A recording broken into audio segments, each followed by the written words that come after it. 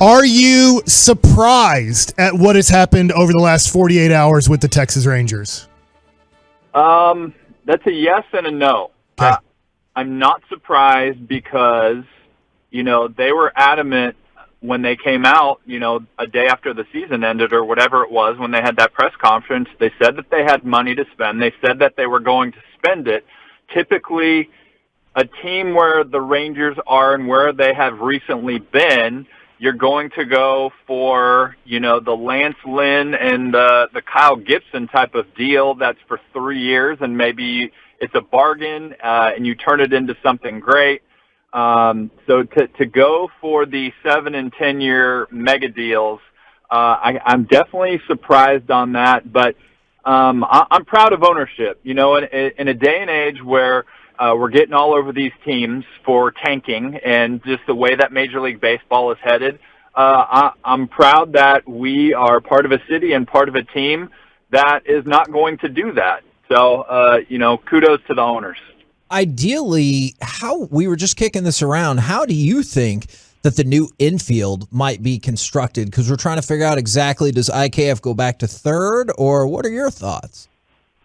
That's a really good question. That could be a holdover. Obviously everybody expects Josh Young to assume the position at third base. Right.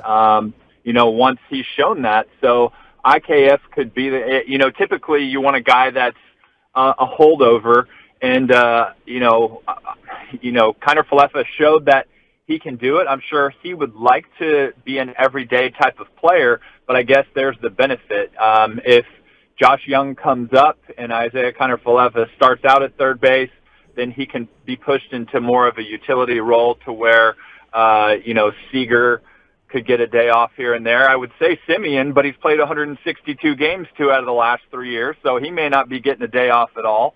So we'll see how it works out. If it went to, and this can either speak to yourself or your teammates or whatever, if IKF did kind of go more to that super utility role or however that plays out, how difficult is it to balance the personality, the emotions of a player who gets told, hey, I know you were an everyday starter. I know just a year ago you won a Gold Glove, but here's the new idea we have for you. It can be difficult. I think every player at the end of the day, especially with what Isiah Kiner-Falefa has recently experienced, on a team, especially this year, that lost 100 games, I'm sure he wants to win. So I'm sure there's probably an internal struggle there. On one hand, you're probably in a place that most people like playing in Texas, and so you're in a place that you like. Chris Woodward's a great manager to play for, and now they're starting to put the pieces together to win. And I guess I was in a similar role. Yeah, I wanted to play every single day, but when you got guys like Josh Hamilton and Nelson Cruz in the outfield, it's tough to break into an everyday role. So at the end of the day, if you love the group that you're around, you pull for them, you try to be as good of a teammate as you can, and you just, you play your best when you're called upon. Well, that's something that I kind of want to figure out too there, Murph, is I know Chris Woodward has a relationship with Corey Seager already, and I feel like that money, that contract, like he needs to walk in, become a leader. You had a couple guys that already kind of thought they were growing into that spot, but will Seager be willing to take on that role and that responsibility of being a leader, and Semien as well? That's a really good question because it's not like a guy can come in and change his personality and change who he is. Take an Adrian Beltre, for example. He wasn't a guy that was a big-time talker, but I think he also realized, who he was and the respect that he commanded from his teammates, especially when he got on in years in his career. And so I know he probably took it upon himself to assume that role. And I know that the second that Corey Seager signs that deal and it's agreed upon, that he knows that that's kind of part of the job description. That's what's expected of him, and especially right now, I'm sure Semien's going to jump in there too. So it's not like it's all on one or the other, and I think that's what's great about signing both of those guys to deals. They've played in big games, they have veteran presence, they're great players, And I think that they can probably both share in those leadership responsibilities. Talking with David Murphy right here on 105.3 The Fan. Now, David, you have said that I asked a great question. You said Corey asked a great question. Yes. You haven't said that about Mike so far. Do you think he needs to step up his questioning game in this discussion? I mean, that's pretty typical of Mike. So, yeah. I mean, what else would you expect? Here's another Fair layup for you, Rocket fan. We got Jalen Green, baby. No. All right, Murph. When you guys signed Adrian Beltre, you guys were in a much different situation. You were guys coming off of an American League championship, going to a World Series. Give me the feelings or thoughts of being a team that just signs a big-time free agent like you guys had in Adrian Beltre in 2010 offseason going into 2011. I mean, it's kind of, you know your team's already really good. You know your team is going to compete. It only excites you that much more. I would say a prime example of it, too, was I remember the day that we traded for Cliff Lee. And we were in a rain delay that day. And so I had so much extra adrenaline and energy to burn that during the rain delay, a lot of times you're tired. A lot of times you'll just go get something to eat. You'll play cards.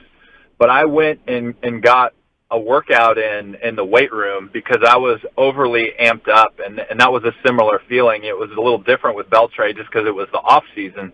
But, I'm sure these guys are so thrilled, and obviously any baseball fan in Dallas-Fort Worth who's been waiting, for this team to turn around. There's a new ballpark.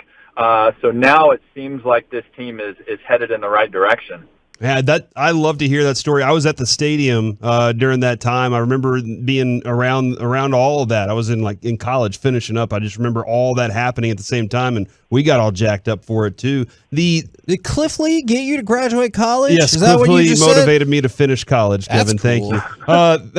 David Murphy joined us here on the K&C Masterpiece on 105.3 The Fan. The next steps, we keep having this conversation, this question of, do you want to add a pitcher now if you still have some money to burn here, or do we need some more position players to get that lineup all squared away?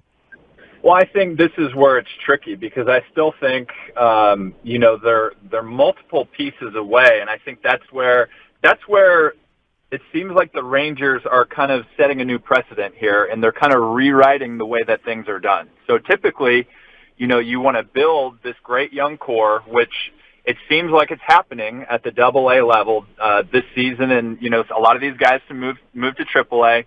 So you have your Josh Young and you have your Cole Winn, and there's multiple other guys, but those are kind of the top dogs. And then you throw in a Jack Leiter, the number 2 overall draft pick this year.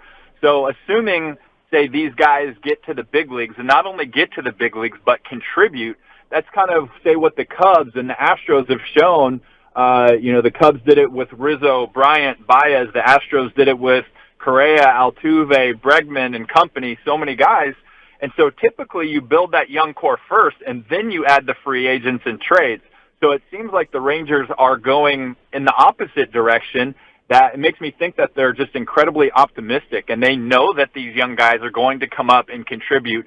But I think history has shown, especially with these big-time contracts, you can't do what the Yankees did in 2009 when they got to Shera and Burnett, and I feel like there's another one in there that I'm forgetting. But you can't go out there and you can't buy a championship. You have to have these young guys that you're paying the minimum or that you're paying a lot less money to come in and contribute and get your money's worth for those guys.